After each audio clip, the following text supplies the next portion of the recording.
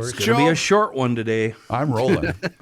Fratelloni's Hardware and Garden Stores brings you Garage Logic podcast number 953, October 27th, 2022. It was 74. That's a pretty low high, isn't it? A record high. 74 on two occasions, 1922 and 1948. And it was as chilly as 13 degrees on this day in 1997. 1997. And now, from the mayor's office above the boathouse on the east shore of Spoon Lake, it's Garage Logic with Chris Reavers manning Technology Corner, Kenny Olson from the Krabby Coffee Shop, John Heidt in the newsroom, and of course, the Rookie. Here is your Flashlight King, Fireworks Commissioner, and the Keeper of Common Sense, your mayor, Joe Sushiro. Ask me why I knew that. Why did you know that? Because remember how cold the fall and winter of 97 was. I don't remember. That's when we had the embarrassed Minnesota record. Big deal. Yeah, who cares? Okay, I'll just go back. What's up, nerd? I'll just sit over here in the corner. Kevin writes, good day, gentlemen. Congratulations on podcast number 953 today. As a member of the GL Town Council, I think myself and other proud members of the council deserve a little insight as to what is planned for the milestone podcast number 1,000. Maybe Reavers can take us on a winter caravan town ball tour starting at 30 bales. Maybe Rook will invite us over to watch Kahuna clean his windows. Surely you must have something in the works. What gives? Take care, Kevin McDonald. Well, you'll just have to wait and find out. We can start at 30 bales. I don't have a problem with that at all. Number 1,000 is. I have this note from Callie, who writes, I recently became a member of the town council and wanted to drop a quick note to say hello. I was fortunate enough to share an office with Ole from Minnesota many moons ago in the late 90s and early 2000s, who first introduced me to GL. I relocated to Chicago in 2006 and recently discovered the show's online podcast. Recently? When I shared my excitement with some fellow former Ole colleagues, I was recommended I establish my own moniker. I toyed with disgruntled Lena from Chirac, but probably best to just stick with Minnesota Kid, Chicago zip code. Hail the Flashlight King from Cali. All right. Hail you. I don't know. I just don't know. I don't know. I don't know. I don't know. I'm talking like him quite Me a bit, too. Such. I've got to stop. Well, I emailed Derek today and I said, check us out on the Google thing. You know, trying to, yeah. Well, I'll be dipped. We were talking about the political incompetence we face, and Joe M. writes a joke to help visualize your show from yesterday. I was able to listen to the show today, meaning yesterday, while I was out cutting grass with my gas-guzzling and black smoke-spewing lawnmower, and I thought of an old Sven and Ole joke that I heard a long time ago that sums up exactly what the Democrats and Republicans have and are doing with picking their candidates. I cannot believe the last time that I actually endorsed a candidate on either side. I have been voting for who I feel is the lesser of two evils. Hence my joke, and if you are going to read it, you have to use your worst Norwegian voice. Okay. Sven and Ole were in northern Minnesota moose hunting and bagged a few moose. They brought the moose to the field plane and wanted to load them up. The pilot stopped and looked at the small plane and told them, sorry, boys, I don't think you'll be able to bring all the moose home. The plane is too small. Sven said, oh, Jesus, are you sure we can't get it on there? Now he's Irish. We got the same amount of moose last year and the pilot let us load it. The pilot looked at his small plane and then backed at the pile of moose and said, okay, load it up. So after they got loaded and were taking off going down the runway, the little plane was struggling to take off. It would start to take off and come back down. The pilot finally pulled on the stick. It went up, but quickly came back down and crashed at the end of the runway. Oh, no. After brushing the glass off him, Ole said, where are we? Did we make it?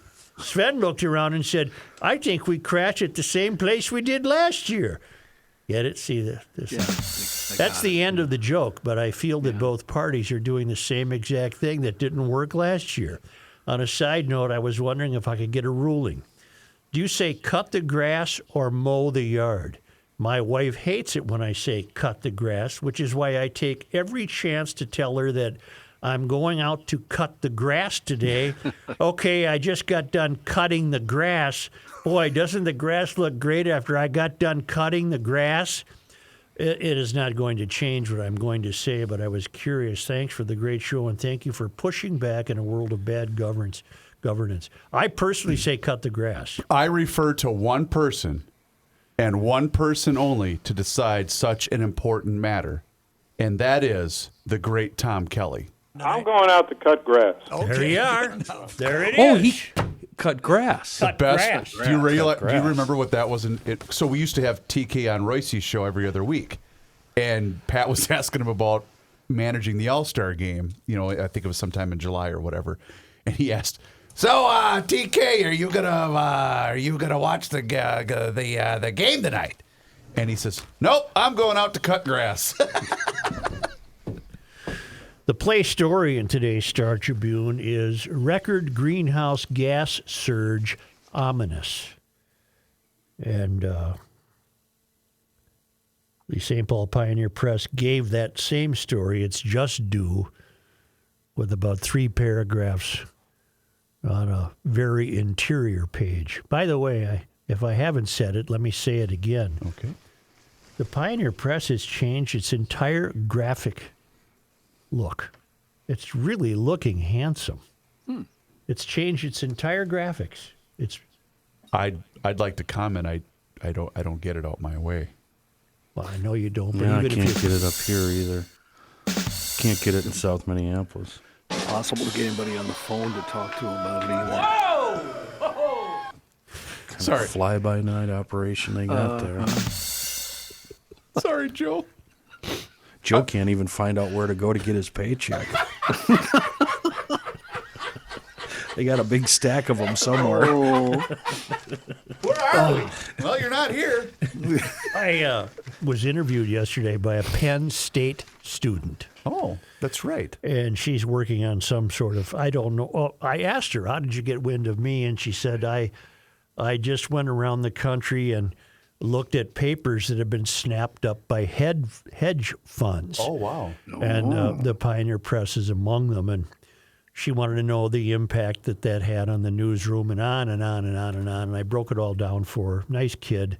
I asked her where she's from. She's from State College, Pennsylvania. So she's a hometown kid. She goes to Penn State.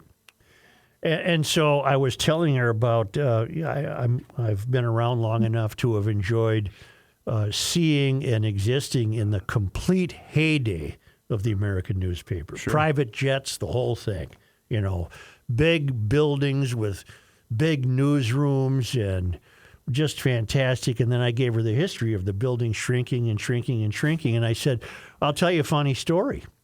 And she said, okay. And I told her about when I went down to see my accountant who was in the same building as the Pioneer Press. And I told the guard, Terry, I think I'm going to run upstairs and get my dictionary. And he said, you're not here anymore. And I said, where are we? And he said, I have no idea, but you're not here anymore. They left. And I told the girl this story, and I was somewhat disappointed. She didn't find it that funny. She didn't. Is it because she didn't have the personal touch to that story that I don't much know. in the same way that the four of us do? I just don't think she got it very well. You know what though? Isn't that a ray of hope that a current college student would find that an interesting story to investigate?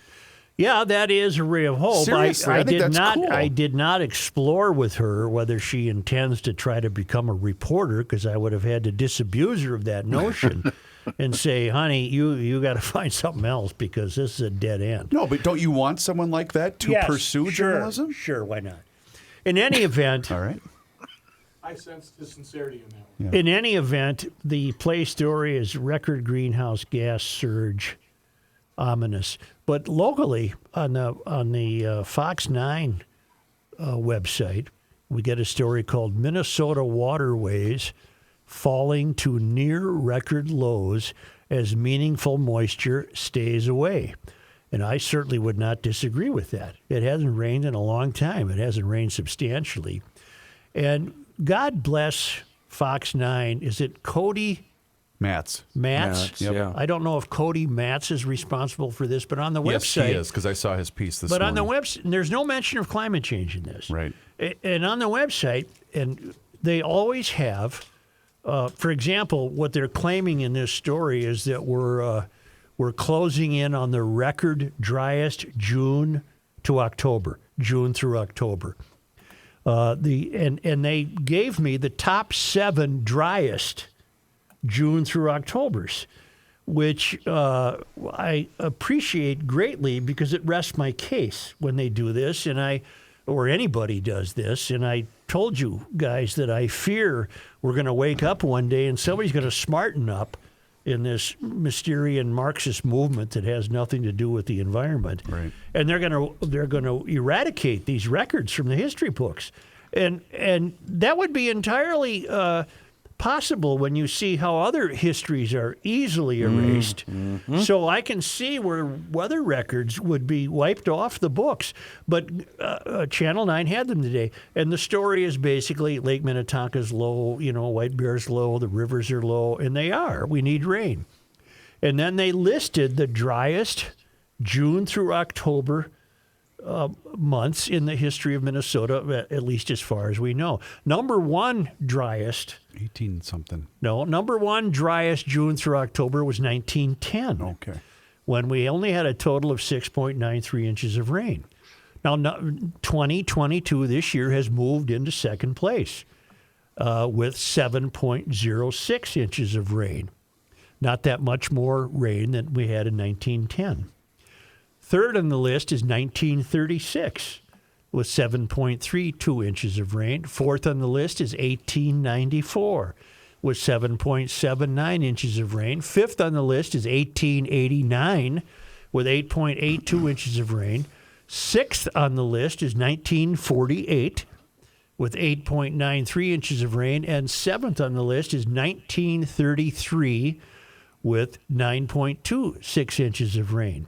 So by providing that for me and for the reader and any reader who stops to just consider that and weigh that information, you'll realize that A, we're not as dry as we've been, and B, this has happened many times before. Right. And will continue to happen again. Did Cody say what the reporting station was?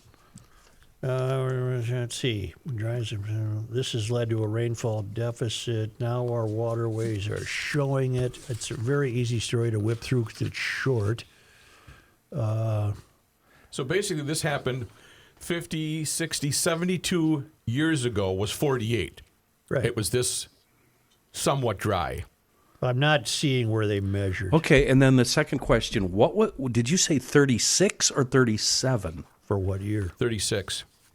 Because 36 was pretty much considered the end of the Dust Bowl era.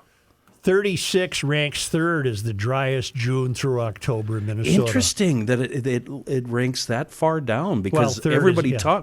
everybody talks about the Dust Bowl. Well, consider it this way. The driest was 1910 at 6.93. Should we round that off and call it 7 inches? And then in 1936, you could also round it off and call it 7 inches. Always 'cause round it was up. 7.32. That's what I usually do. Yeah. Yeah. Round her up. A couple of inches at least. Yeah. So there you have it. I mean, it took the angry edge off me for the headline in the Star Tribune, which is utter nonsense.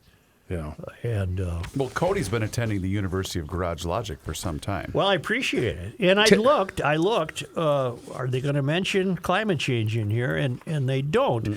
The climate has always changed and always has. And these are helpful. The true believers don't find these kinds of statistics helpful, but I do. We've been here before, and we'll be. I don't know. See, I'm hearing his tone in your voice and everything you say. I don't know. Maybe I don't know. That's fine. That's fine. The whole GL staff, with the exception of Rookie and Reavers and Heidt, that means me and Kenny, Yeah, basically. has really, really fallen hard for a guy on TV named Derek Beery. Barry, and he has a show called Roadworthy Rescues, and he has distinguished himself from everybody else in this genre on the Motor Trend channel by having a personality, by being bright, and by being funny. He has really, really distinguished himself from these rubes who attack cars with sledgehammers and have no idea how to entertain people. He is just a funny guy. We've emailed him. We're trying to get him as a guest on the show. And he'll look up at the camera and say, I don't know. Can I get this running? I don't know. I don't know. In any event, I discount the Play Story in the Star Tribune because, A, it comes from the UN. I want them out of my country. And two, they say things like estimated targets. Well, that's not science. That's not science. Science is definitive. Why didn't they mention global warming or climate change? So the ozone hole layer thing We're good on that. Yeah. That's interesting. I have to admit, I didn't make it to the jump. And it was painful reading the first part of it. It's all because of the fuel-making happener. That spews gas. For you, and it's not Edelbrock, it's Edelbrock. Yeah. A bat tree. Yeah, and he's doing that on purpose, I swear to God. Oh, yeah, he is. This yeah. kid's got a degree in something. And in Common any sense. event, well, I have to quit saying in any event. Back to this Play Story. If you do go to the jump, we get a second headline, UN : greenhouse gas surge ominous. And you get to the very bottom, and we learn that NASA announced that an instrument on the International Space Station designed to look at mineral dust turned out to be a useful tool to find super emitters of methane from orbit. NASA shared 3 images showing plumes. Boy, I had a Royce-like gas attack. Oh, this is okay. Sharing now you've got me plumes interested. Several miles long that are growing methane. A group of a dozen leaks from pipelines and other gas infrastructure in Turkmenistan is leaking 55 tons of methane per hour, about the same as the infamous 2015 Aliso Canyon leak drilling in New Mexico that's spewing. They had to get the word spewing in here because the reporter's lazy. Spewing 18 tons per hour, and a landfill in Iran that's emitting 8 tons per hour. We're looking in places where no one is planning to look for methane, said NASA instrument scientist Robert Green. If it's there, we'll see it. Well, here's my answer to that. The Turkmenistan people should fix their leak. That's their problem. If you're leaking 55 tons of methane an hour, why don't you fix the damn thing? The same in New Mexico. Well, I guess that's been fixed because this is the United States where we still do attempt to fix things. And if you've got a landfill in Iran that's emitting 8 tons per hour, why don't you do something about it? Right. Don't blame me right. as a white American, which is you really can do what this nothing is all about it. You can do nothing about it, but I will say that Turkmenistan is my favorite Stan country. It sounds very confused, doesn't it? Does it make you nervous now that NASA is joining the Environmental Justice Squad? We're being spied on from outer space? I think that was inevitable because they've got the tools up there and they're probably asked to. What if they find out? I've had that tire fire going behind the shed for about a month and a half that I can't seem to put out. NASA has to do that stuff in order to stay afloat because they're getting their butt kicked in the space industry. I'm so pleased to have been notified by John Noon up in Fargo. No, in Dallas. I'm sorry, he's in Dallas, Fort Worth. That October is National Estate Planning Awareness Month. I would have had no idea. Know that. But it is something you need to be aware of, and we have friends. Eckberg Lammers Law Firm will help you create an estate plan, and believe you me, if you don't think you need to, think again, because you're going to die, and you got stuff. Yep. I don't care how little amount of stuff you got or how much stuff you got. If you don't take care of it legally, and have it all the I's dotted and the T's crossed, the government steps in and takes over, and then your family's left there with their hand out and nothing happens. Eckberg Lammers has been preparing estate plans and wills for more than 70 years. They'll help you with a family property transfer, whatever you think might be touch and go in your family. They're the experts at it, and they're our legal firm, full service, but they can help you make sure your estate will transition smoothly the way you want, and you really do want that. I've done it. I recommend it to anybody. And that will fall on deaf ears with the morons I work with. Huh? But you got Eckberg Lammers to count on if you need them. Make an appointment with Eckberg Lammers and take care of this. Call 651-439-2878 or visit eckberglammers.com/will. Hey, GLers, it's Reavers here, and you've heard me talk about my relationship with Josh Arnold for quite some time now. And the reason I advocate that you give Josh a call is simple. Well, actually, it's two reasons: trust and results. Josh has seen it all when it comes to economic and market conditions. As he says, past results do not guarantee future returns. Well, that is true. Josh can make sure that your retirement objectives match your investments. And you can trust Josh to make sure that you are not paying more in fees than you are selling in returns. Yes, that is more common than you would think. So do yourself a favor by booking a 48-minute free consultation that has absolutely no obligation. Call Josh today at 952-925-5608. That number once again is 952-925-5608. You will be glad you did. Investment services offered by Josh Arnold Investment Consultant LLC, a security investment advisor. Past performance is no guarantee of future results. All investments involve risk. All comments and opinions are Josh Arnold's and do not constitute investment advice. Chris Reavers is a paid endorser. Here's a man who spends hours in hardware stores, sifting through the nuts and bolts of life. Joe Susha. Oh, our GLers up in Monticello, they've got them. I'm talking Moon Motorsports, and I'm talking brands for the brats, the kiddos. Right now, Moon has an amazing deal going on the youth-sized Polaris Sportsman 110. That's a little ATV four-wheeler. They have a truckload of these babies, and they're offering huge savings. You can stroll on over to moonmotorsports.com to check them out. And remember, Christmas, here it comes. Ho, ho, ho, That's Jolly almost that St. Nick. season. He's coming down the chimney. It's not a chimney. It's a chimney. It's a chimney, No. and it's got red bricks. Some of them are rock, field rock. But wouldn't it be great if old Jolly St. Nick stuffed a four-wheeler down that chimney? Ooh, Oh, baby. that'd be awesome. I love riding trails. Let's face it, everybody loves riding trails. And trail. We have hundreds of miles of trails around the state. Now is the best time to get them their own ATV so you can make it a family affair. You don't have to leave them home. Sorry about that. I know you like to go out with your buddies and stop in. Never mind. We're not going to go down that path. Just bring the family with you. You'll be a lot happier. Winter, here it comes, Matthew. If you haven't already secured your machines for the winter, call Moon. They can do the prep. They can do the storage. And here's the deal. Safe and heated. Call today to get your machine on the schedule. At Moon Motorsports, we have KTM, Husqvarna, Polaris, BMW, Can-Am, Triumph, Ducati, Yamaha, Honda, and Skidoo.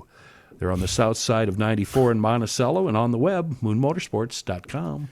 It would take too long to look. But I wonder, just to conclude this play story in today's Minneapolis paper, I wonder how many papers around the country had this as its main story. What percentage? Because the Pioneer that would Press be- gave it its due. It gave it about 4 paragraphs on page 8. Okay. That's where it belonged. I don't even know if I would have run it because it's meaningless. It has nothing to do with. But I have two. Wait. On that topic, John, this is a debate kind of along the lines of what we've been talking about for a few weeks. How do you feel about that? About The placement where of it's this run, you mean? story. Oh, I think yeah. it was ridiculous. As soon as I saw it this morning in the paper, I thought, boy, I hope Joe talks about this because Darn it, just I was sitting really right there hoping- in front when you grab the paper. I was hoping we could have a fight here. No, John No, is no. sane. John is Yeah, sane. he's normal. Yeah. Most of the time. Pretty much. A couple things to conclude this. One, they, to my way of thinking, they're despicable because this is being pinned. The context for the UN to have released this piece is they're lamenting the war in Ukraine delaying the humans on Earth from solving Earth's real problem, which is this. No, Earth's real problem is children dying on playgrounds as a result of the war in Ukraine. And they're actually, well, it's nothing that John Kerry didn't say. You don't have to play him. Right. It's nothing John Kerry hasn't said or other idiots. And here is the UN saying, more bad news for the planet. The World Meteorological Organization said in a statement along with the latest annual greenhouse gas bulletin. It's one of several reports released in recent days looking at several aspects of humanity's struggle with climate change in the run-up to the UN's latest climate conference in Sharm el-Sheikh, Egypt. Kind of an exotic place to have that. We can fly there, I guess. That's all right. And we note that they're lamenting the war, and they're very upset because, well, you should be upset at Putin then, and don't lecture me about greenhouse gases and methane. The second thing that I find fascinating, and it's why the infatuation with apparently getting the temperature to whatever they thought it was pre-industrial revolution. Yeah. Is it industry that the mystery is after? And my answer is yes, in part. It's industry. It's capitalism. It's Western civilization. It's very telling that they would wish to have a world in which everyone's the same and is obedient to some sort of power that will tell them how to behave. This has nothing to do with the environment. Nothing. Nothing? Nothing. Not Nothing. at all. And so what idiot would read this with their coffee this morning and say, well, why in the hell should I favor the temperature, whatever it was in 1804 on October 27th? Who cares what it was? It's the climate. It's whatever it is. It will always be. So what really is at the bottom of that wish to get a temperature at pre-industrial? To me, it's the elimination of industry. What other way could you look at it? Because if they're going to demean industry, and yet they want to get the temperature back to pre-industry, Right, whatever that well, then is. what are you going to do? You got to end industry. You got to shut it down, baby. You got to shut down everything. Yeah.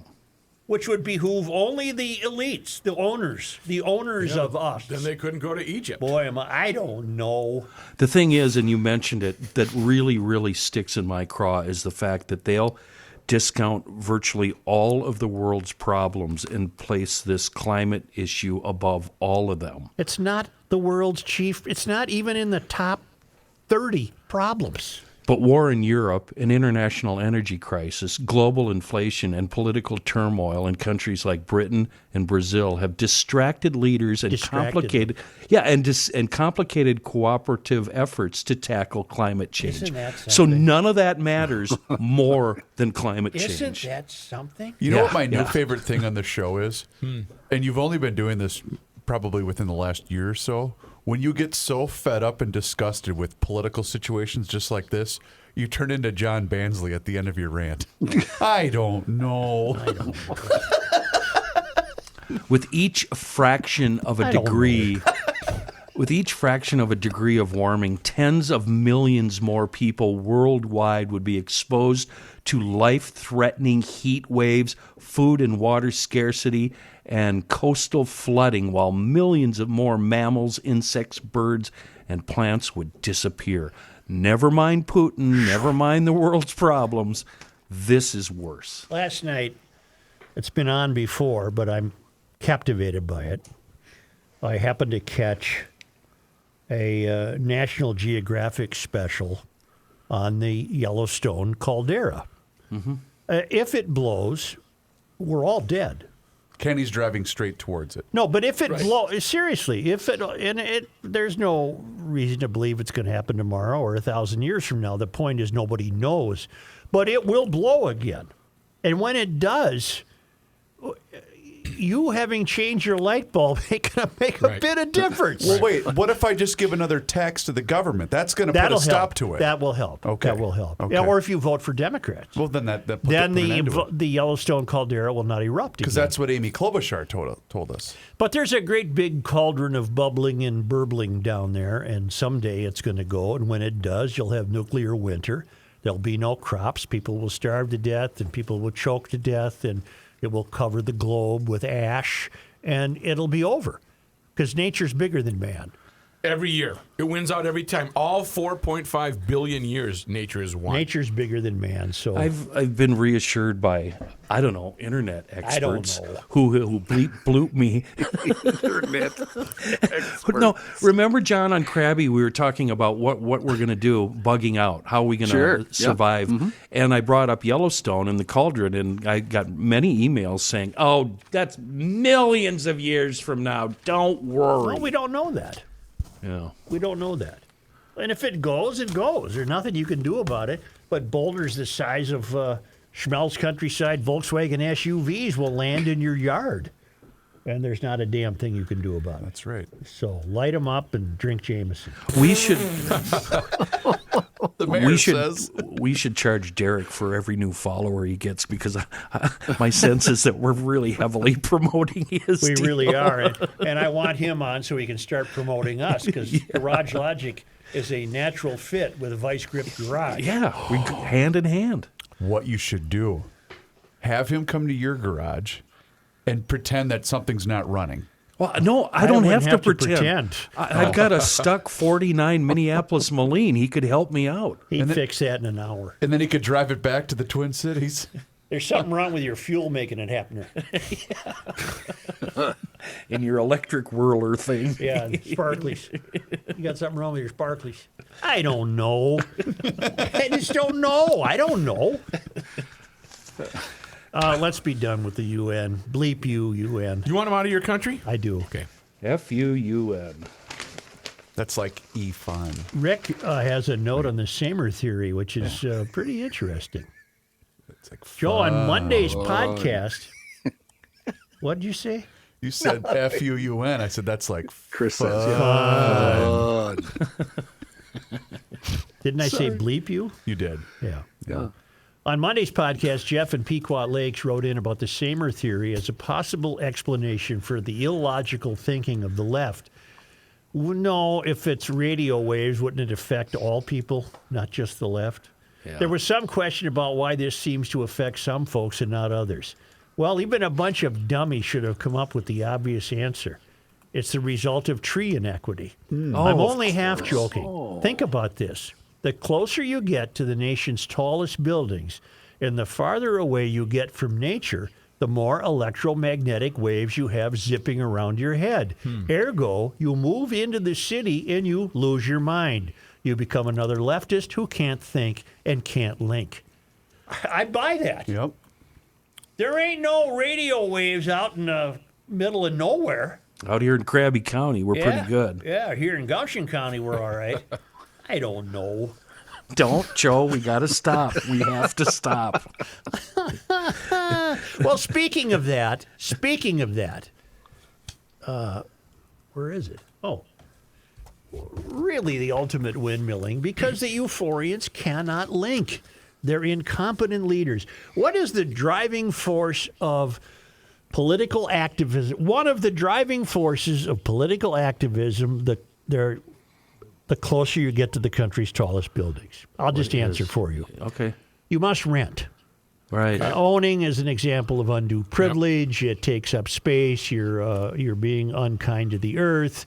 Not everyone will have the same chance. So we have to keep throwing up these Lego boxes everywhere you look. Throwing them up. Rent, rent, rent, rent.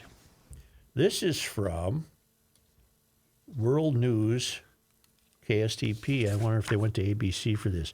Renters face charging dilemma as U.S. cities move toward EVs. Wah, wah. So the windmilling is, you idiots who can't link, you want everybody to live in an apartment and you want everybody to drive an electric car. Where are they going to plug them in? Now, this will be solved. This will be solved in the years to come. The apartments will have their stations, their Right. charging stations. But this is a story, Dateline Portland, Oregon, which has more problems than apartment rentals and EVs. It's one of America's destroyed urban centers. And we get a story here about Stephanie Terrell bought a used Nissan Leaf this fall and was excited to join the wave of drivers adopting electric vehicles to save on gas money and reduce her carbon footprint. Well, Stephanie, you think you're doing that, but you're not. The exhaust pipe to your Nissan Leaf just happens to be elsewhere. But Terrell quickly encountered a bump in the road on her journey to clean driving, and it's not that clean. As a renter, she doesn't have a garage where she can power up overnight, and the public charging stations near her are Probably full. often in use with long wait times. On a recent day, the 23-year-old nearly ran out of power on the freeway because a public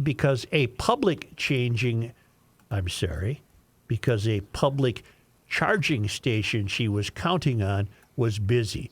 It was really scary, and I was really worried I wasn't going to make it. But luckily, I made it here. Now I have to wait a couple of hours to even use it because I can't go any further, she said, while waiting at another station where a half dozen EV drivers circled the parking lot waiting their turn. I feel better about it than buying gas, but there are problems I didn't really anticipate. The great transition to electric vehicles is underway for single-family homeowners who can charge their cars at home, but for millions of renters, access to charging remains a significant barrier. People who rent are also more likely to buy used EVs that have a lower range than the latest models, making reliable public charging even more critical for them. Now, cities from Portland to Los Angeles to New York City are trying to come up with innovative public charging solutions as drivers string power cords across sidewalks, stand up their own private charging stations on city right-of-ways, and line up at public facilities. I don't want to read this whole thing, but just keep in mind, be careful what you wish for. A, electric vehicles aren't going to change anything about the climate. B, they're going to prove to be very inconvenient to you in the short run. And C, electricity can be turned on and off without you having a say in it. What is the protocol? Oh, I'm not done. Oh, I'm sorry. Without you having a say in it. Okay. Follow me? Yeah. Are you done? Maybe we're just done driving this week, says the elites who control things and live on oceanfront estates, even though they're afraid of rising sea levels. They'll be able to drive because they're needed to run Rick. our lives. Yes, Rick. Well, I have a protocol question. If you're in New York City and you're on 45th Street and there's two charging stations and you pull up in your Volvo and your Volkswagen and you're charging both of them, they're both being charged. When they're fully charged, is it like being at the laundromat or something when the dryer's done and you have to wait for them to move their car? Or is it? You got me thinking. It's going to be exactly like a crowded driving range. And you stand there with a club in your hand, looking up and down the line. Who's going to be the first guy to go to the first tee and open up this spot on the range for me? And then you move in and hit balls, and then someone else comes up behind you. Now you really got me thinking. Think of the charging station road rage it's in store for us. Yes. Well, it's already happened. Yeah. We've seen examples of it on social media. Yeah. At least I have. I don't know if you guys have. Somebody waiting impatiently for the other car to finish charging, or does that person go off and get coffee, and then, hey, it's been charged for 15 minutes. You should have. That'll result in a problem. Wow. Okay, back to the apartment buildings, and what's also going to happen, and you didn't mention it, is the cost of their rent is going to go up because of the amperage that's being used, not only by the appliances, but by the EVs themselves. Most EVs charge at 30 to 50 amps of current in order to get a full charge over a set amount of time. Right. Now, like guys like me and probably Rookie, we have 100 amp service in our homes. That means we wouldn't be able to use some of our appliances, bigger appliances, as our vehicle was charging. We'd need 200 amp service or greater. And I'm guessing if some of these old apartment buildings, I'll be honest, I don't know what kind of service they have, but I can guarantee you they're going to have to up that service, and that is going to be in turn translated to the renters. And you 23-year-old Stephanie's out there, like this poor young girl in Portland who found it scary. You're going to have to add this to your list of questions when you go to rent. I have an electric vehicle. Do you have a means for me to charge my vehicle? Wow. So yesterday, speaking of apartments, Rob Olson from Fox 9 did a piece on the Highland development with the old Ford site. Very aware of it. And it was a good story. I'm not ripping Rob by any means, but the funny thing was he had interviews with people on the street. Oh, it's been wonderful. The streets are now, or the sidewalks are now open. We can walk our dog, and it had a couple of shots of a few of the buildings that were open for people to start moving in there. Right. But then at the very end, he says, while much of the 129 acres still sits empty. Right. And I'm thinking, well, why is this a story? It's Right. 1/1,000,000th of the property that's actually developed. So anyway, they want us to rent and they want us to drive EVs, but they haven't figured it all out yet. Yeah. So that's windmilling. And that's our basic complaint, generally speaking, isn't it? They're forcing this on us before the infrastructure is there. I hate to keep mentioning Derek, but I'm among my curiosities is what he thinks of EVs. Oh, I think we know. I hope we Yeah, know. no, I don't know. We know. Yeah. Let's come back with John Heidt, please. No, let's first talk about our friends at 30 Bales Restaurant in Should we? downtown Hopkins. I think we should. Wait. Experience the spirited Midwestern flavors of 30 Bales in downtown Hopkins. Look at you. 30 Bales is endlessly in love with, I forgot the rest of Is the he copy. trying to steal this bit from He you? better not be, because it's my stop, and it's going to be everybody's stop, because it pleases Very well everybody in your life, the picky eater, the happy eater, the rookie of your life. It doesn't matter. 30 Bales is a scratch kitchen in downtown Hopkins, as Kenny mentioned. So Todd sent this to me today, gentlemen, about mentions. Bent paddle, cold press, coffee, black ale. They have craft cocktails in addition to the fantastic get menu. to the craft. All right, so you've got the New Holland Dragon's Milk. Oh, boy, that's 11%. Might want to have a driver on that Yeah. one. But this is the one I'm interested in. The Unmapped Brewing, by the way, in Minnetonka, fantastic brewery. They just came out with a peanut butter porter, which I love, especially this time. Don't you hit the foghorn on that. Peanut butter porter is reaching for it. It's fantastic. But craft cocktails in addition to that scratch kitchen. Also, don't forget, I've used this before with the wife because she works very near 30 Bales Restaurant. They do take reservations for happy hour gatherings, especially work gatherings, goodbye parties, things of that nature. They do that, Joe, for whatever size group you happen to have. 30 Bales Restaurant will cater to you and your crew. Go online, visit their website, 30bales.com. You can see their entire menu. They also have brunch on Saturday and Sunday that starts at 10 a.m. till 2 p.m. Happy hour is from 3 to 5, Tuesday through Friday, and they are open for lunch Tuesday through Friday from 11 a.m. to 3 p.m. Check out their entire menu, 30bales.com. Please, when you make a reservation or you stop on in, let Todd and the crew know that you heard about them here on the Garage Logic Podcast. Word. Super Positive Thursday is brought to us by SchoonoverBodyWorks.com. Mike Schoonover is on the line. Schoonover Body Works, by the way, the G. Eller's Body Shop. It's in Shoreview, 1060 County E. Hi, Mike. How you doing today? Hi, Kenny. I am doing really good. It's good to be here with you today. So I've been thinking the complexity of a repair job, and I mean, we could just start with glass. It's not as easy as just pulling out that cracked windshield and slapping it back in. But then I start thinking about cameras in the rear and cameras in the front, and everything is computerized. How do you guys keep up with the constantly changing technology that we have these days? How's that work? Well, technology is cool. I mean, we all like to get a new phone or, get that new car and have all those cool little gadgets that we can play with and stuff. But when it comes to repair on that, it is more challenging, and that cool stuff is very complex. And just a simple repair these days, turns it into just a little bit more of a complicated issue, just simply because you have to. Now you got this ADAS stuff. You got your 360 surround cameras. You got your lane departure systems that all have to be addressed. So, a perfect example is all this hail work that we've had this summer. Yeah. Dropping down the headliners, the interior fabric of the roof, dropping that down. Well, you have to disconnect your rear view mirror. When you do that, when you disconnect all these wires and speakers and all that kind of stuff, that might be your security system. That is your lane departure system. That's your forward-facing camera. So just a simple paintless dent repair job also has to have those ADAS systems, recalibrated and reset. So. Remember when it was a pain? You brought up mirrors. It was a real pain in the butt when you got a new windshield and you had to glue that little steel tab to the windshield that your mirror would hang up, and we'd complain about that. That's nothing now. That's nothing.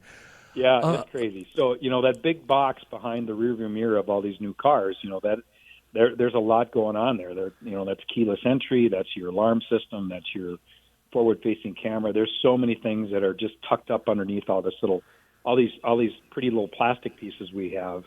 It's just a lot of tech, and it needs to be dealt with. So we look at it as a challenge.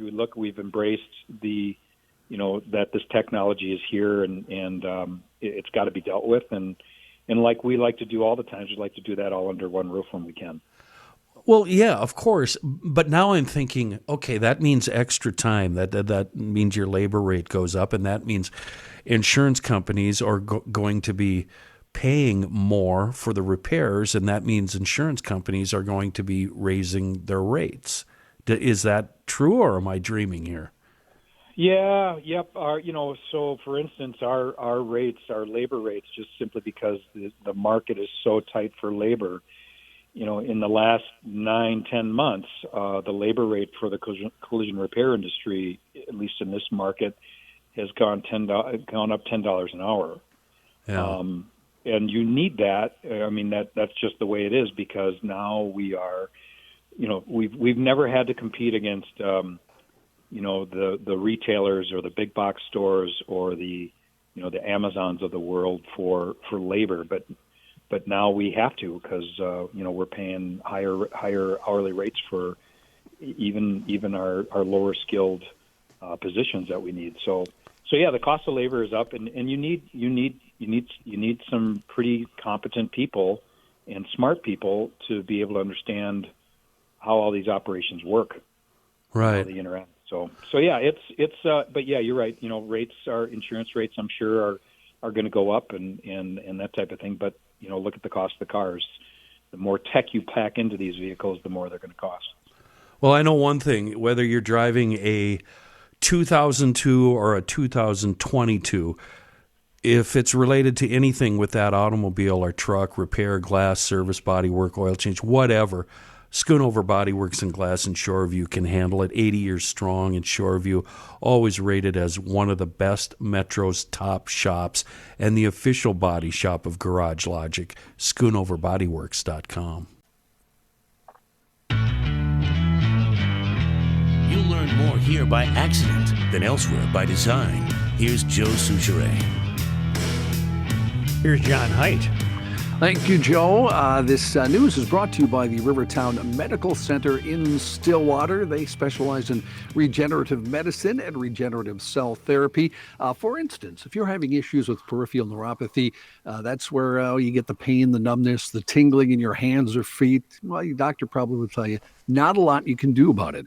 But Dr. Larson, the Rivertown Medical Center, can help you out with new treatment methods, and they can give you some relief from neuropathy as long as you haven't sustained at least 85% nerve damage. Rivertown Medical Center can help with new treatment methods and help with the lack of blood flow to the nerves. That is what causes the nerves to die off and the subsequent neuropathy. You can join Dr. Larson for a free 1-hour seminar about this breakthrough treatment for neuropathy this Saturday, 10 a.m., the Doubletree by Hilton in St. Louis Park. Call this number, 651-661-3682. 4311. Leave your name and cell number. You'll automatically get a text reservation for the seminar. Everyone there gets a free neuropathy scan. Again, it's this Saturday, 10 in the morning, DoubleTree by Hilton in St. Louis Park. Call 651-661-4311. Leave your name and cell number. You'll get your text reservation for the seminar. It's all from Dr. Larson and Rivertown Medical Center. In the news, I had the fellas here tell me perhaps I should move these stories to, my lead, as we call it in the news business. So that's what we're going to do. When 54-year-old Jara left her home for work as a tree tapper on an Indonesian rubber plantation Sunday morning, it was the last time her family would see her alive. No. When Jara failed to return home that afternoon, her husband sounded the alarm and went out to find her. The first sign that something was wrong, he found his missing wife's sandals, jacket, headscarf, and knife on the forest floor. On the forest floor. Wow. The second sign, a heavily bloated snake. Oh, no. Encountered The by snake a ate search party. Snake apparently also ate her last name. Yeah, but he took off all her clothes? Yeah, what's During that all that- about? During I the don't search, do shawls. Yeah, that's a good point. Well, it Didn't have the eat, sandals, didn't have any doesn't eat- clothing. That's like, what's that sprig of green stuff they always put on your plate that you throw? Parsley. Yeah, Parsley. that's Yeah. like the parsley. Maybe she wanted to get at. Ooh. Yeah. Well, During Maybe the she search, was given- suicide by snake. She was giving Yeah. that The snake the snake. come hither look. Hey. She's sick of tapping how you trees. doing? I've been tapping rubber trees for 50 years.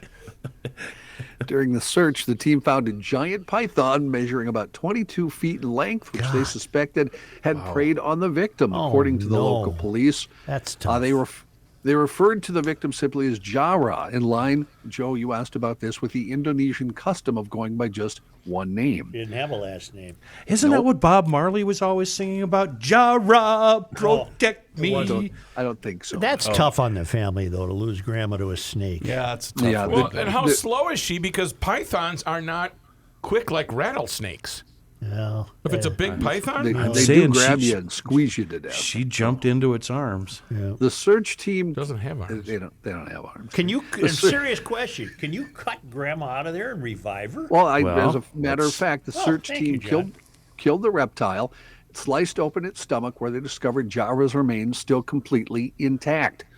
The police said the victim's body was not destroyed when we found her inside the snake, meaning that she had only been recently swallowed whole. It was near the village of Batara in Indonesia's Jambi province, located on Sumatra Island.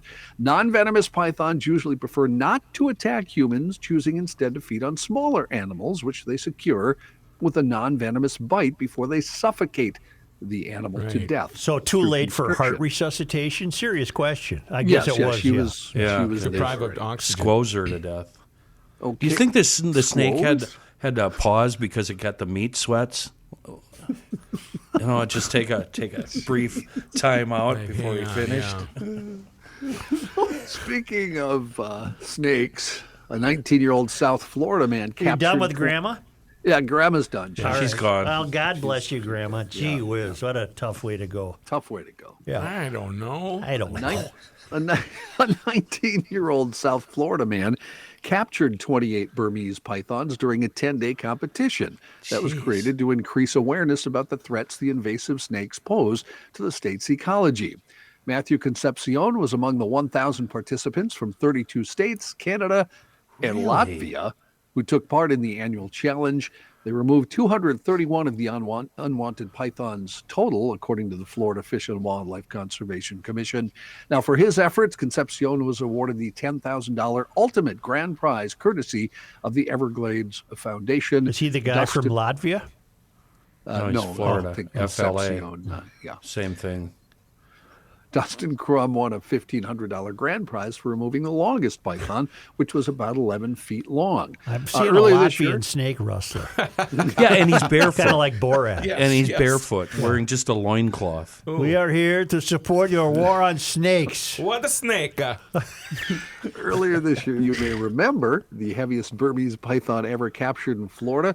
The female python weighed 215 pounds, 18 feet long, and it contained 122 developing eggs. And the We one had that got story a grandma few was months ago. 22 feet long. That's a long unreal. snake. That's a Bigger big than snake. bigger than a Cadillac. I'll say that's a big snake. In other Reavers, news, pay attention to the show. What are you doing? Contacting a client, sir. Sorry. small cities across Minnesota face a significant challenge to fill vacancies in their respective agencies. According to Minnesota Post Board records, 14 law enforcement agencies have closed across the state since 2017. Spokesperson for the Post Board said his agency doesn't track reasons why those agencies have closed, but said it is a fair characterization that most shut down due to staffing and budget issues. Are these cops in towns? Yes. 'Cause I saw a thing on the news last night about this on Channel 5. That's where I got this story. St. Paul Park, they zeroed in on, has 9 cops. Well, how many do you want? It's St. Paul Park. Right. Well, It's not she said, as my next paragraph points out, Chief Jessica Danberg said, ideally they'd like to have nearly double that amount. Why? It's work St. in the Paul apartment. Park. That's nothing. Whose side are you on Yeah, here? but they can't work No, I'm 24 pro hours cop, a but day. you don't need. I mean, there's It's 12 you and people Ellison. there. You and Ellison. Why do you hate cops so much? I grew up in a town with 1 cop, Swede the cop. So did I. One Adam Lloyd. Yep. If you are in St. Paul Park, you must Adam visit Lloyd. the American Legion. Why? It is unbelievable. food? Good food, yes. They have hired a big chef to do that. It's fantastic. John, one night I rear-ended Kelly Shores' mom, and he pulled me over and he sent me home. One Adam Lloyd? One Adam Lloyd did. He says, "You go home right now." So I got in one of the other vehicles and went back downtown and continued living it up. Yep. That Living was the fun, dream. huh, Kenny? Living the dream. Yeah. Representative Keith Frank, who's from St. Paul Park, said he'd like to see the legislature revive that $250 million public safety bill that didn't make it out of the last legislative session to help smaller communities hire more officers. And speaking of that bill, you may have seen this, Ramsey County Sheriff Bob Fletcher called for a special session yesterday to address funding crime measures and hiring officers, but it appears that won't happen. He did that in response to the story we had yesterday. Remember the 16-year-old kid who had, I think, Look up the 9 population, charges, Rook, of St. Paul 2 Park. 2 gunshot wounds, you know. Fletcher said he wrote to elected leaders, said that in his 45 years of working in law enforcement, he sees the Twin Cities at a historic point when it comes to criminal activity on the streets and in neighborhoods. Now, they had the $450 million public safety bill all ready to go, a bipartisan agreement, but then it fell apart during the last session. Of course. Everybody started pointing fingers at each other. And yesterday when Fletcher brought this up, the same thing happened once again. Democrats and Republicans. It's unbelievable. All they need to do to get the proper funding is just tell them that they're going to feed kids. Yeah. They'll get that check tomorrow. As of the census of 2010, there were 5,279 people. That's nothing. How many? 5,200 people.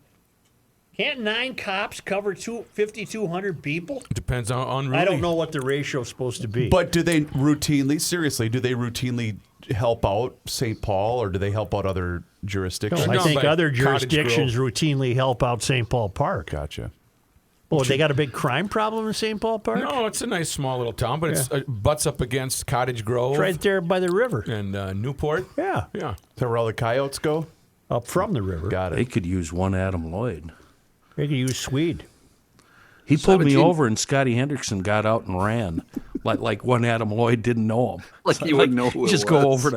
go over to his house. I'm and going to talk to your dad, Scotty. That would be AV. Swede stopped 2 of us once, and one guy got to leave because he said, well, I was just on my way to church.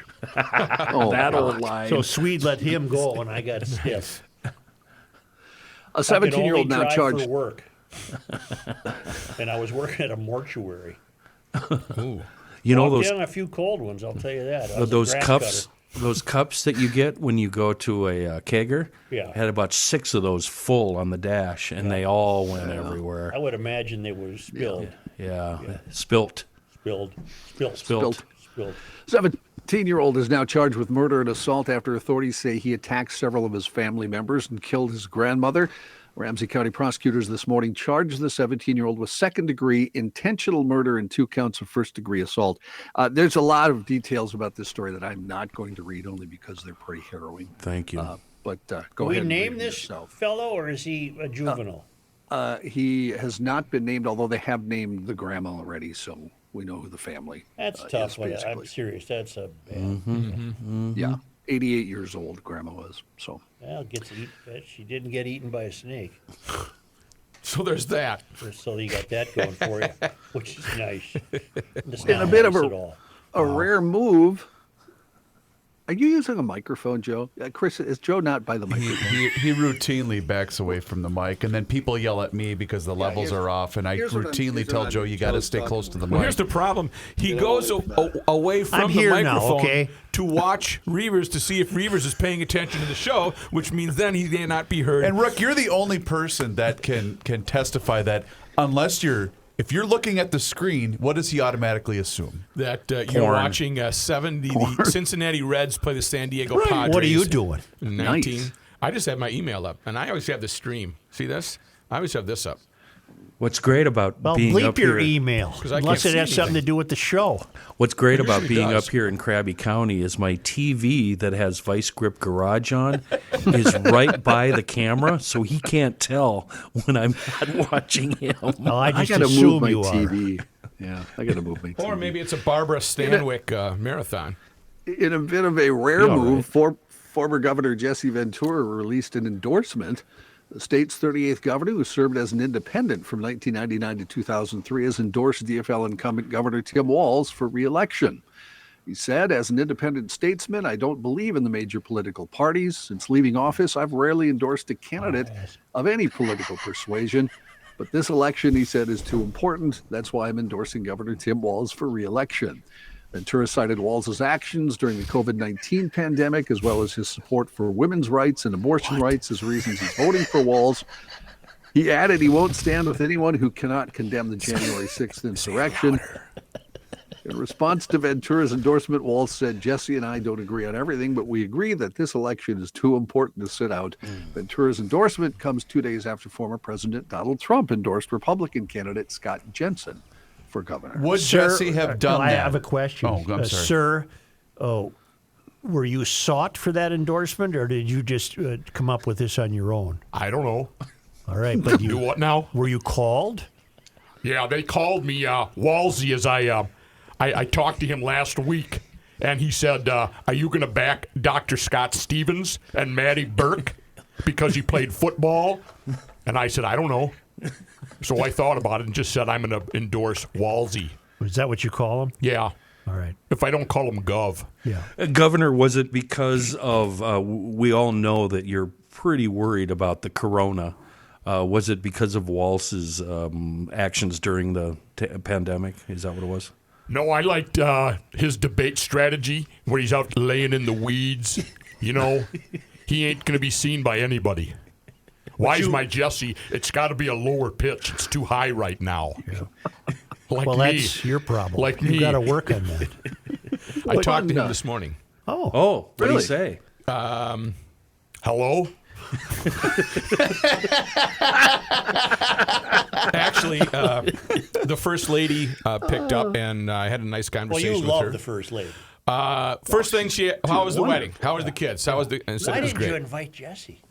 I don't know. Okay. I didn't get an invite. Right. You know who would be? She would be more interesting than the governor. It'd be fun to have her on. She is just as real and perky Yeah. and cute as she seems. That's the real and, Terry. and brilliant. Yeah, she's When, a smart gal. When I produced a morning show on KS95, our FM station, we had her on more than Jesse. Oh. We always had her on. I'll bet it was once a month at least. Was that with that crazy van guy? Yeah, that's Who Van. hates your, Rookie? You know, your buddy Van. Yes. One other Jesse note, by the way. He texted this morning. He's premiering on Cameo. You guys know what Cameo is? I right? do not. He told me that this morning. What is it? Where he'll cut a promo in for you. If it's your birthday, Happy birthday! Yeah, the CP You would could call. $50 or something. Yeah, or- and they well, you would say, guys "Happy do that for birthday, me, Joe. would I you? love you you." could do that. You could have been doing that. I don't know. I actually have the first show on Cameo. All right. you know, Chris. I'm gonna come across this screen, and I'm gonna Word up. That's the band Word. Cameo. Got it. He did say, if you wish you or a loved one happy birthday, would you like it done from Sergeant Blaine? Ha ha. Maybe you give me a ha ha on that. Rook, Who's 'cause I- Sergeant Blaine? Ah, Who's Sergeant Blaine? he was a former Isn't that- wrestler. Oh, is it? I thought it was a movie character. I have no idea. I Well, just thought- you I said you don't talked know. to Oh, the maybe governor. that's it. Maybe that was his character in Predator? Predator. I don't Predator. know. Sergeant I ain't Blade. got time to bleed. So there was nothing shared. I mean, no big reveal. No. Actually, I was calling him because Gabriel is going to be interviewing him tonight. He has to do something for school, and he needed a politician. So I said, well, I'll call the governor. And he agreed to it. So that would be an interview I would like to sit in on. Yeah. Very cool. Yeah. Gabe, will you please record that for me? But you ain't getting any food. I ain't getting any food. I ain't getting that last turkey leg. No. Or beer. No beer either. In all honesty, would Jesse have endorsed Walz had Trump not endorsed Jensen? It's for me. It's bizarre that he endorsed Governor Walz because he doesn't fit each political party. But remember what he said on our show when Jesse was on with us. What did he He say? said that of all the former living governors, Walz was the only one to call him and ask him what he thought when Walz won the election. He unknowingly bought Governor Ventura's loyalty by doing that. So that's probably the reason why. And, Jesse likes I think that. the Trump thing too, because when Jesse, remember how badly he hates Trump. Yeah. Yes. And he even mentioned the January 6th thing in his statement today. Yeah. So anybody that believes in it, I can't go with. So I'll bet all of that together. One more, Johnny. One more. Oh, goodness. I have so many stories. give me Should it be a one funny more, one? Or, Johnny? hey, you know what? Yeah, Let's do bring it this up. one. Take I it know away. Rook likes this as much as I Yes. do. No one won an estimated $700 million Powerball jackpot last night, and that means the big prize now goes to $800 million for the next drawing. No one has matched all 6 numbers and won the Powerball jackpot since August 3rd, allowing the prize to grow to the 5th largest in U.S. history. That amounts to 36 consecutive drawings without a jackpot winner. If you want to get in on the $800 million, you have to buy tickets for the next drawing, which happens on Saturday. And Okay, then. 383, 700,000 This becomes divided by 2. You got to pay first half to the tax man. 191,850 is your check. That's it? 191,850 after you pay your taxes. No, you're wrong. Because in the Of 800,000? No, you're wrong. in the 800 pot, million? remember the 800,000 Oh, they you're get taking is the cash. 800 million. Yeah, you're taking the cash. 800 million is the pre-tax total after the 30-year annuity. That's Right. how they factor that out. So right now in the pot is 383,700,000. Take notes, will you? Hey, I got one more story I have Bring to it. do if you don't care. Yes. Because I want to get your guys' thoughts on this one. Joe Biden raced Colin Powell's son in an episode of Jay Leno's Car Show this past summer, with the president pushing his Corvette to over 100 miles an hour while drag racing. Biden and Leno reunited this summer for Wednesday's show and drove his 1967 Corvette around the James J. Rowley Secret Service training facility in Beltsville, Maryland. The president whizzed around at speeds of 118 miles an hour, while he admitted that he missed being able to drive himself around while living in the White House. Was he driving the car or was he it sitting in the electric? passenger seat? when Did they he pretended to electrify give the him a Corvette? No, it's you've seen this vet, Yeah, haven't but you? I mean, he's a green guy. What's the deal here? We can't be wasting that evil fossil fuel. Right, he's spewing gas. Those high speeds, though, were by accident. He said his knee was stuck and he couldn't lift it off the accelerator. Did you guys ever see the Jay Leno where he went out to President Bush's ranch in Texas? And he's No. Leno's driving in and he's on the ground and Bush comes tearing up on a battered old pile of crap and goes, "What the hell are you doing here?" It was so awesome. It was so awesome. Yeah. His vet has 350 horsepower and is a 4-speed manual. Just so you know. Let And me he tell you raced what old Colin- Melvin Toast is packing right here, all right? We got 411 Posse track out back, Edelbrock double pumper. Got a fuel making it happener. He raced Fuel Colin making it Powell's. happener. Oh, thank you, John. Yeah, we're not I interested, guess I'm John. done, Nice yeah. swing and a You didn't miss want- there, John. You didn't know what the other car was? What was the other car? Yeah, what was It was a 2015 Vet with 455 Well, horsepower V8 you know engine what? and That's like 8-speed playing golf automatic. with the boss. Colin Powell let him win. Yeah. Well, this was Colin Powell's son because I Colin, know. Well, his Colin kid, Powell was whatever. dad. but he's enough. smart enough to let him win. I don't know. Let's. No, he actually beat Colin Powell earlier. So You know what old Joe No, should do that doesn't happen. in order to correctly house that Corvette is he should call Here we go. Rise and Shine garage doors. That's right. Callriseandshine.com is the website, Joe. Do you want to know what the phone number is, Joe? I just saw one of their trucks on Fairview Avenue when I was getting onto Highway 5. They Fantastic. were working on right by Homecroft. Probably a GLer on their way to get serviced. Yep. 651-300-3252 is the number. 651-300-3252 is the number, but call riseandshine.com. That's the website, and they are the official garage door repair company of Garage Logic. They do all sorts of work, residential, commercial repairs, and installation of all things related to the garage door and opener. Yes, Rookie? Why is he doing this so slow? I have no idea. That's the way Joe wants me to do it.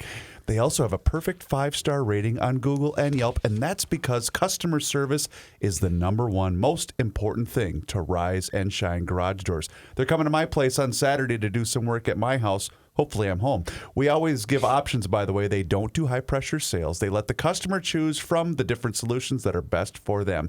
Local and family-owned, Josh and Alex are fantastic. They're GLers, and they're the owners. They also apply a 5% discount for seniors and military members on all services, and if you're a AAA member as well. And their employees are all certified. They're not hiring ding-dongs off the street like me and Rook. No, they have IDEA certified master techs on staff. And they don't just service the metro area. They're expanding Rochester, Mankato, St. Cloud, Northfield, Cambridge. They also cover western Wisconsin. And don't forget to ask about the Rooster Club membership, which includes a tune-up on an annual basis, and it waives trip charges. So call riseandshine.com. That's the website. And once again, the phone number, 651-300-3252. Let them know you heard about them on the Garage Logic podcast. Boy, if you go outside and if you have a maple tree, your gutter's filling up with those helicopter seeds like mine are. But I'm not going to go up on a ladder and clean my gutters. I'm going to leave that to Kahuna Window Cleaning and Seasonal Services. The two things I want to focus on right now, clean gutters and holiday lighting. Yes, Kenny, it is that season. It's time to put up those lights. But why do you want to do it? Why don't you have a professional do it who has the proper safe ladders and the know-how and no fear of heights? If you're uneasy up on ladders, you have no reason to go up to hang Christmas lights or holiday lights, whatever you're going to call them, Hanukkah lights. Get in touch with Kahuna Window Cleaning and Seasonal Services as well as holiday light hanging. They are online at kahunawindowcleaning.com and tell them that you're a GLer. They'll waive the trip fee. I want you to give them a buzz, 612-888-5248. Again, yes, next season we're going to do the, what do you call them, windows. We're going to do the roof. We're going to do all that other stuff. But right now they're focusing on clean gutters for those ice dams that you don't want to have and holiday light hanging. It's just that simple. Tell them that the rookie sent you. Kahuna Window Cleaning and Seasonal Services at 612-888-5248. They're going to get really busy, so call right now to get on their schedule today. You're the talent. What's the paint story?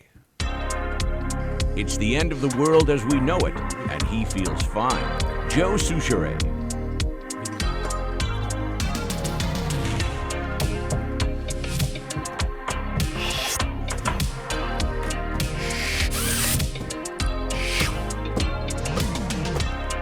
Was this the one we assigned to Rockford? No, that was a different one. Tears for Fears, I think. Yeah, this Yeah, was this is Tears for Fears. They'd be proud to claim this. They'd have to pay Dylan a hell of a lot of money, though.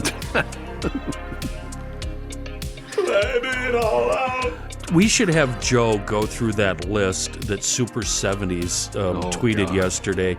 He made a Spotify, it would be like a mixtape of, 37 hours of music. Oh, sweet. 70s and 80s. Yeah, 75 to 85.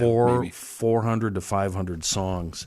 Yeah. And John and I were having a rousing debate before the program on which one sucks and which one, Did he rank them or just place them? I think he just We're not placed sure, them. yeah. Because the top 50 are just god awful. They're just awful. Really? Yeah. Was it all 'cause of them. of- Every single one of them, John. Not all of them, Kenny. God. That's why we got into Sweet Emotion. Okay. Yeah. Gotcha. Yeah, it was on the list, yeah. Oh, that Only- song's sweet.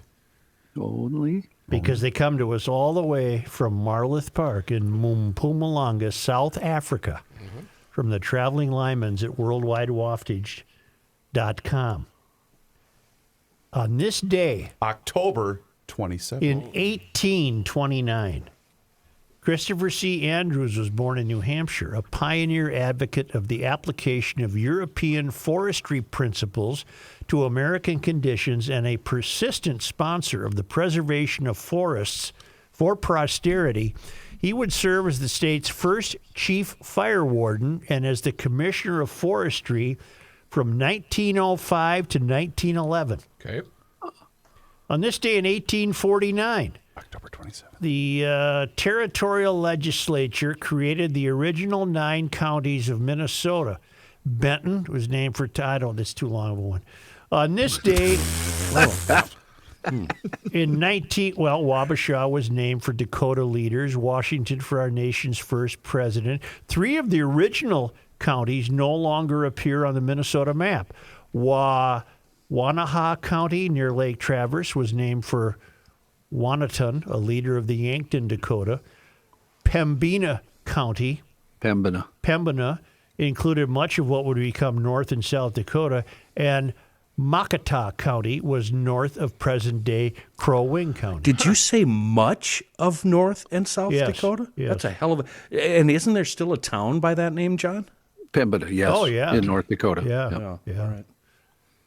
Dakota, of course, was named for the Dakota people. Itasca, the headwaters. Ramsey for the new territory's governor. All right, on this day in 1937, October 27th. the Morris Fruit Company building in Minneapolis collapsed. Oh. Boy, it killed 2 employees. On November 1, a jury of experts learned that the building had shown signs of rotting and overloading on its 3rd floor and had not been rebuilt after a 1933 fire. Oh, boy. Finding no criminal neglect, however, the jury simply called for stricter enforcement of the building code. Okay. And then finally, in the world of sports, Well, duh, 91. you'll get it, what happened on this day in 1991. Jack Morris pitched the greatest game in the history of the World Series as the Twins defeated the Braves 1-0 in 10 innings. Well, except for that perfect game Don Larson threw. Doesn't matter. Never happened while I was alive, John. Okay, but I'll tell you something that's very interesting. Jack Morris pitched a 10-inning complete game shutout. Remember, Kelly didn't even toy with taking him out, did he? No, he did. He said, great job. He said, you're not taking me out of this bleeping game. That's right. Okay, here's what I would say about that. That's never going to happen again. Did that happen on You the think that'll mound? ever happen again? Did that happen Never. on the mound? No, in the dugout. But he did come out in the 9th, and it was after the completion of the 9th inning in the dugout. That's when TK gave him the pat on the shoulder, and that's when Morris said, you're not taking me out of this bleeping game.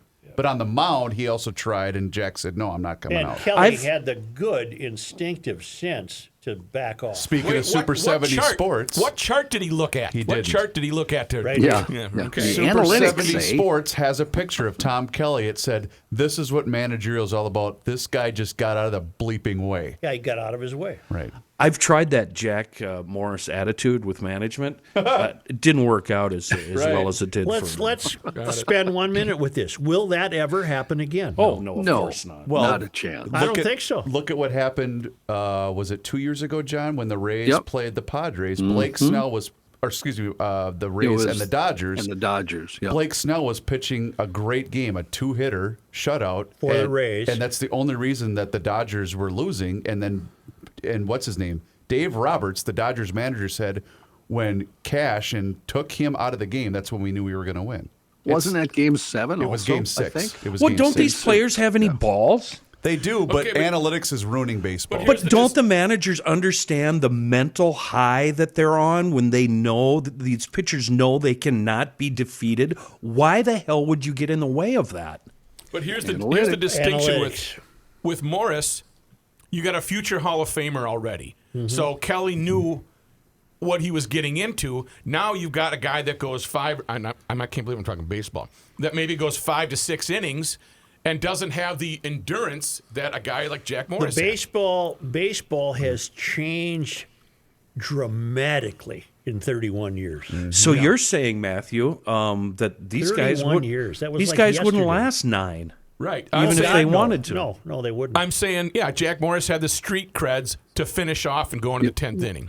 Well, and they're not allowed in the playoff series recently with the Yankees. Garrett Cole who I think could go 9, they take them out after 5 1/3. Right. So for no reason? Are the careers of these pitchers then lasting longer because they're not being used up at such a quick rate? It's not being done to prolong their careers. It's being done because some Yale graduate on a laptop said, looking at numbers. Well, after he throws 62 pitches, he has a chance to give up too many hits to right field or whatever. Let me just bring us back around. Reavers, that night, we spent that night at Market Barbecue, which is by Loring Park. I think it was Market.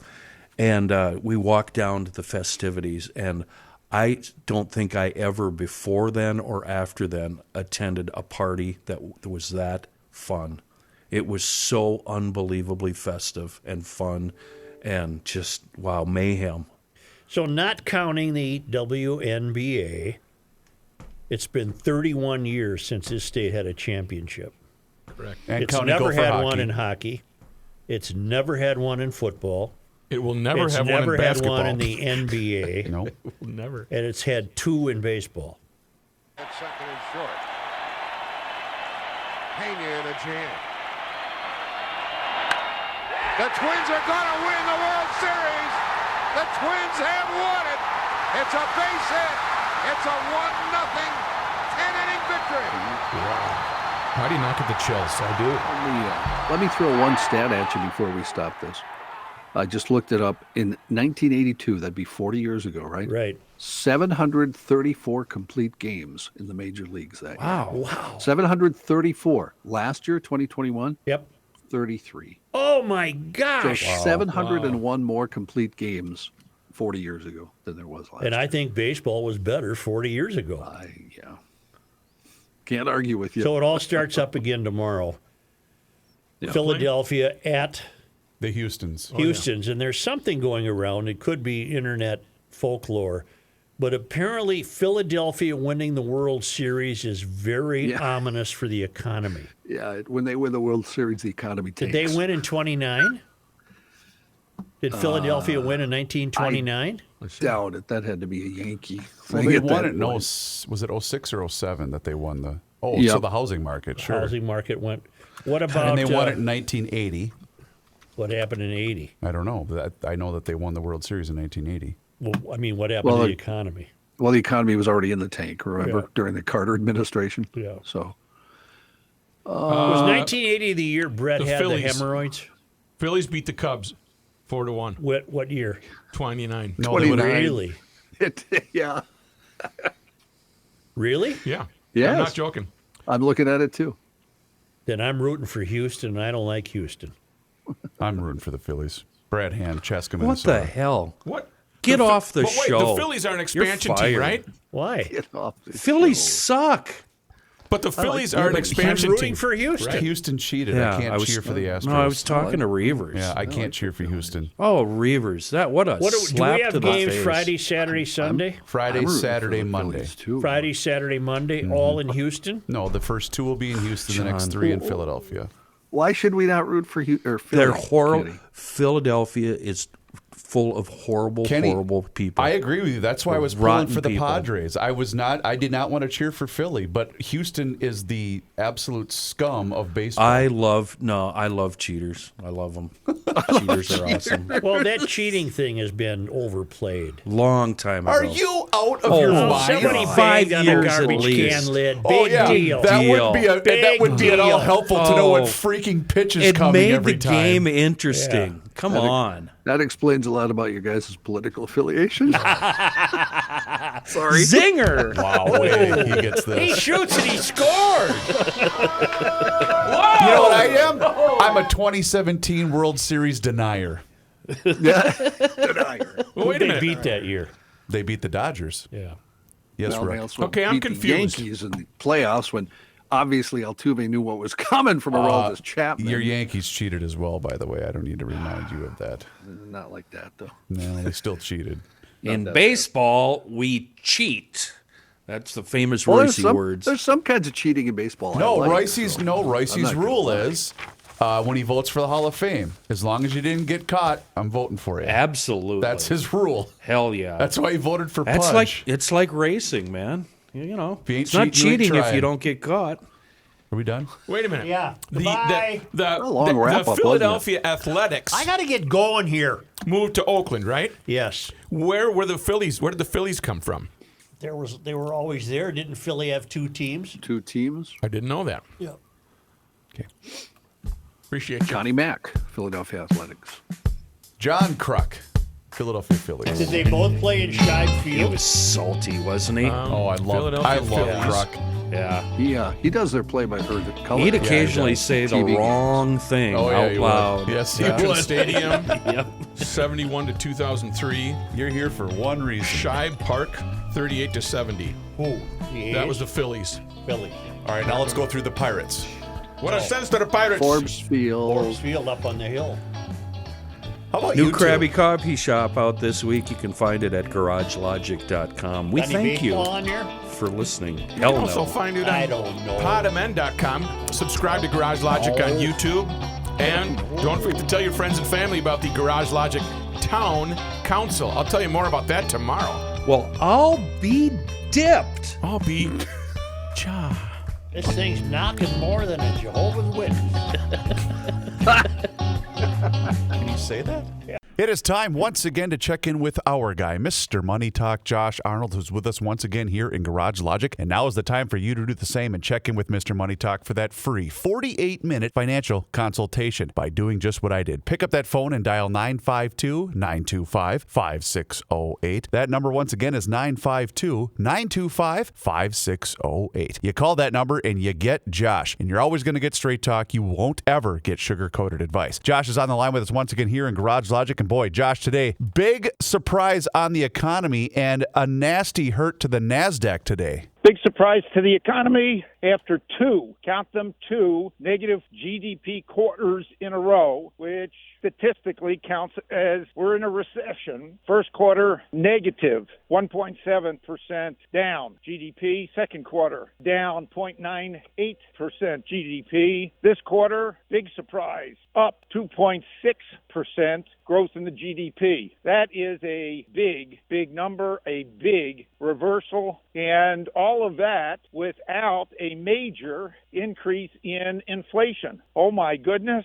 what is the Fed going to do now? When I say not a big increase in inflation, we've talked about this for a while. The Fed is just super focused on killing inflation. They might, in the end, trying to kill inflation, kill the economy. But these numbers seem to indicate that industrial production is moving ahead. Companies have been fixing or have gotten the supply chains fixed. Big plus. Industrial companies reported today very good earnings. Take a look at Honeywell, up huge. Caterpillar, up huge. Honeywell, we'll say a beat on the EPS, mixed on revenue line, but ups their guidance going forward. Hey, the industrial economy is starting to kick in. That is a plus. Oh my gosh, the Fed is going to worry here because there's still going to be increases in wages. That's going to happen regardless, and to me that is a positive sign of a growing economy and demand for productive workers. Why can't the Fed see that? I don't know. Heck, even McDonald's reported better than expected numbers in what is seen as a slowing economy. McDonald's price increases held. They do like those McDonald's French fries, that's for sure. McDonald's another beat and raise quarter. We've been having, for the most part, better than expected numbers, and right now they have been coming more from industrial economy, companies that make things and sell things, as opposed to the software side or the internet side. Witness a horrible report from Meta, formerly known as Facebook, as they just missed badly. Anything that could, well, I'm not going to say anything that could go wrong went wrong, but nothing that they did seemed to make sense. Even their conference call left a lot to be desired as they continue to double and triple down on the metaverse, which at this point does not exist. Advertising rates were down. I'm not going to say usage is down, but usage for Facebook is down. Instagram is still doing okay, and their Reels, which is designed to compete against YouTube, and TikTok is still suffering. Not a place that I have invested in, nor would it be a place that I would recommend investing in, because the stock is still, in my estimation, not cheap. And the company is dependent, highly dependent, on advertising. And advertising is going down. Indeed, advertising hurt Google, although Google didn't drop as much, but Google said that they were losing out. Their YouTube was losing out to, TikTok. Now, I'm not running out to watch crazy pit videos on TikTok. Microsoft reported Tuesday night they had difficult time, and analysts got a little upset that their cloud, Azure, only grew at 35%, a percent less than analysts had expected. Oh, boo-hoo with that. Microsoft's cloud and Microsoft's business is still pretty strong. They still generate tremendous amount of free cash flow, but they did say with PC sales down, some of their business is still going to be hurting. On the flip side, energy companies and the rails have been doing very well, and it could be we're in a period of a switch between big tech leading the market to the industrials and energy has been big this year, continuing to lead. Tonight, after the bell, well, I'm very nervous, as I normally am at quarter's end, for both favorites, Apple and Amazon. Both stocks, as we speak, are down ahead of earnings, as there's some skepticism as what is going to be reported and what the guidance is. I have been a long-time owner of both. I have been with both companies through very good periods and slack periods, and the stocks both are in slack periods. I do expect better than expected results and very, very conservative guidance. And should these stocks pull back a little bit more, I definitely would be a buyer. Excellent advice, Mr. Money Talk. You heard him, GLers. Now's the time for you to pick up that phone and make that call for that free 48-minute financial consultation by dialing 952-925-5608, where you're always going to get straight talk and you're never going to get sugar-coated advice. Josh, once again, thank you so much for the time and the chat. Have a great rest of your day, a fantastic weekend, and we'll talk to you again next week. Thank you very much. Investment services offered by Josh Arnold Investment Consultant LLC, a security investment advisor. Past performance is no guarantee of future results. All investments involve risk. All comments and opinions are Josh Arnold's and do not constitute investment advice. Chris Reavers is a paid endorser.